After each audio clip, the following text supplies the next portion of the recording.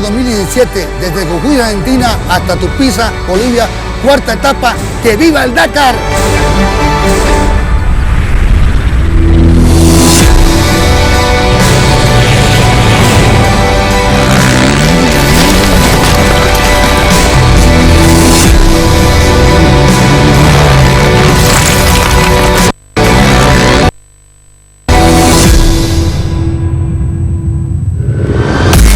Welcome to Dakar 2017.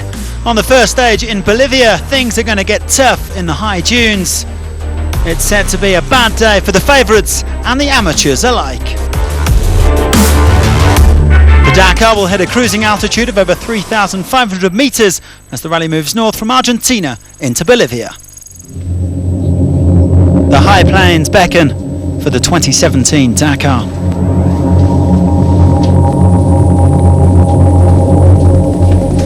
The rally has gone off-road, and for the first time the competitors have to deal with fesh, the fine powdery sand that makes it hard to see, hard to move, hard to even breathe.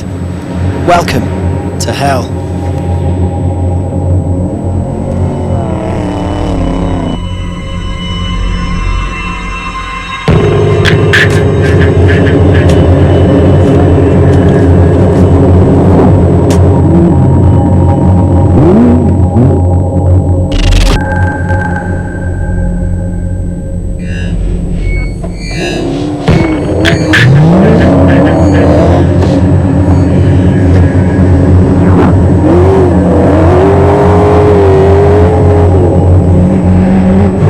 That's the Dakar. We've got stuck in the sand 5 times.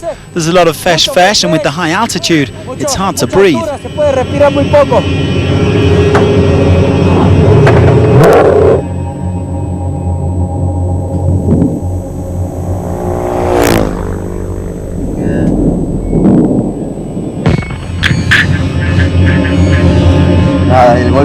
We had a big shock and damaged the battery, and now we've got connection problems. I don't have any current up here. I don't have any contact. There is no contact. It's not easy getting stuck out here in the wilderness, although the local population are happy to help out where they can, lending a bike here to a stranded driver.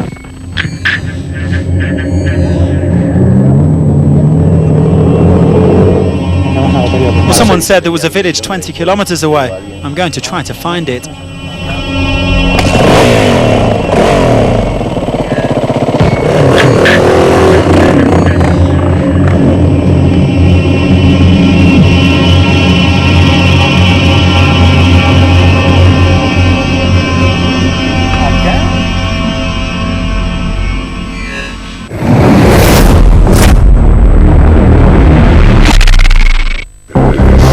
Previously in the bikes, there was chaos, there was confusion, and there was Beretta. The Honda man brilliantly navigating a tough stage 3 to take the overall lead. I'll do my best to avoid making mistakes and make the most of opportunities that come my way. But a day to forget for the defending champion, Toby Price. Just got to put that day behind us, can't dwell on it now. Second place Sam Sunderland, determined to stay focused. When mistakes happen, one can sometimes lead to another one, and trying to keep a cool head is not easy. Pierre-Alexandre René, the day's surprise package in 3rd, moving from 19th to 8th overall. A day like today does you the world of good. The competitors will rise to 4,000 metres by the time they attack the day's 416 kilometre special, running all the way to the bivouac in Tupiza, just over the Bolivian border. The sunrise was still several hours off as the riders left the bivouac in Jujuy, with over 100 kilometres to cover before the start of the day's special.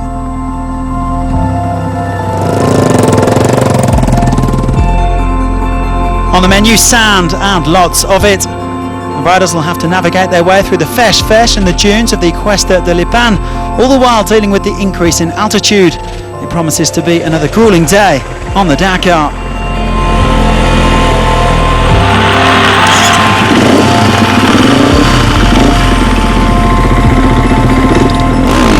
Well, having Following lost time yesterday, defending champion Toby Price was looking to bounce back, but disaster was just around the corner. With most of the day's special completed and heading for victory, the KTM leader crashed and broke his leg. The Australian star later airlifted to a uni before being flown to hospital in La Paz. No more Price then, and that means there is guaranteed to be a new winner in the bikes this year.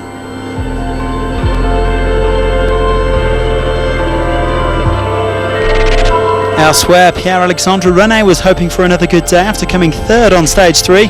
Frenchman eventually coming home in 8th place. He thus improves on last year when he crashed out as a rookie on stage 4.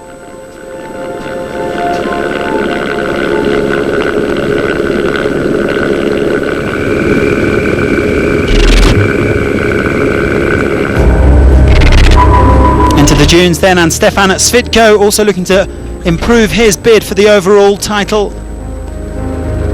The Slovakian certainly keeping out of trouble this year. He was around 8.5 minutes off the pace today, but he still did enough to move up to 4th in the overall standings.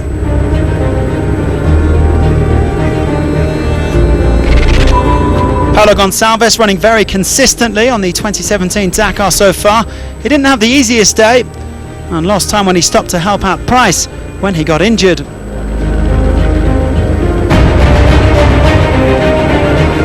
Really tough stage for me today. At the beginning I lost a lot of time looking for a waypoint, and then in the last part of the special Toby was in front of me and crashed, so I stopped of course to help him out. I'm sure I'll get that time given back to me by the organisers. Frenchman Adrien van Beveren looking to boost his challenge as well. He came in at 10th on the stage, but he was outdone by one of his fellow compatriots, Michael Metsch of Honda, who was retired from the last 2 Dakars, but put in a strong shift here to finish in 3rd place.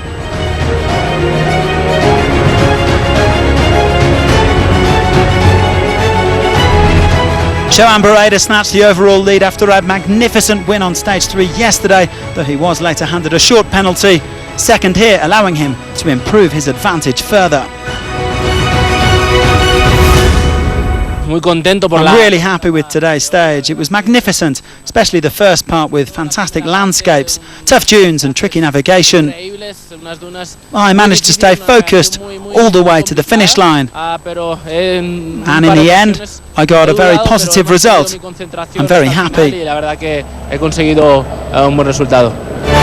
Barreda didn't do quite enough to take a 2nd consecutive stage win, surprised late on by a charge from Matthias Vorkner, the Austrian providing a silver lining on a black day for KTM.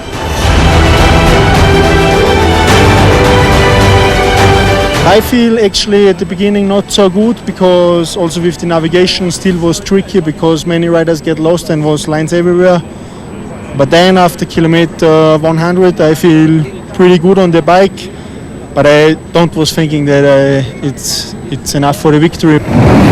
Vorkner may have finished in top spot, but Barreda was arguably the day's big winner, with Metsch, Xavier de Sultre and Svitko completing the top 5.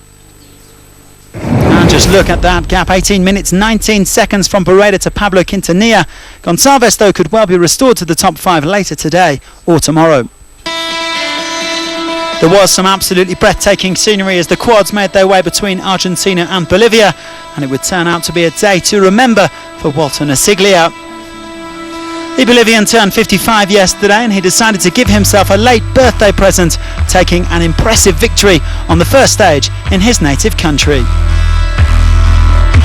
Meanwhile, Sergej Kaniakin came 2nd to move into the overall lead, with Argentina's Daniel Domazevski in 3rd.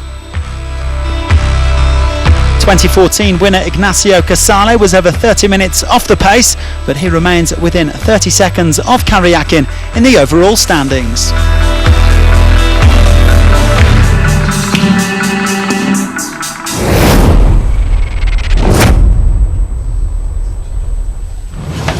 Finishing stage 3 of the Dakar was a massive performance for Simon Markic. Unlucky on his last 2 appearances on the rally, the Croatian was exhausted but very relieved. I'm very happy that I finished the 3rd stage, because I made 2 Dakars before that, and I crashed injured myself on the third stage.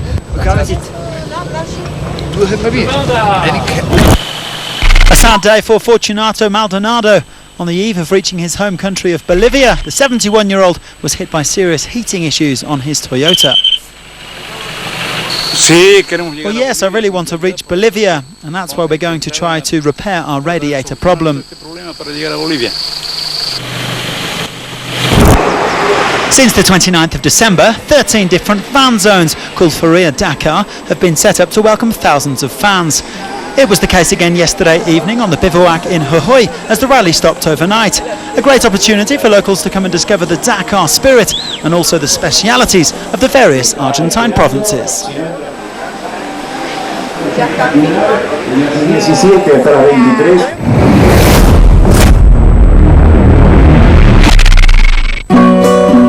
The route for Dakar 2017 takes in some beautiful sights. Top of the list for any tourist must be Purmamarca, the desert city.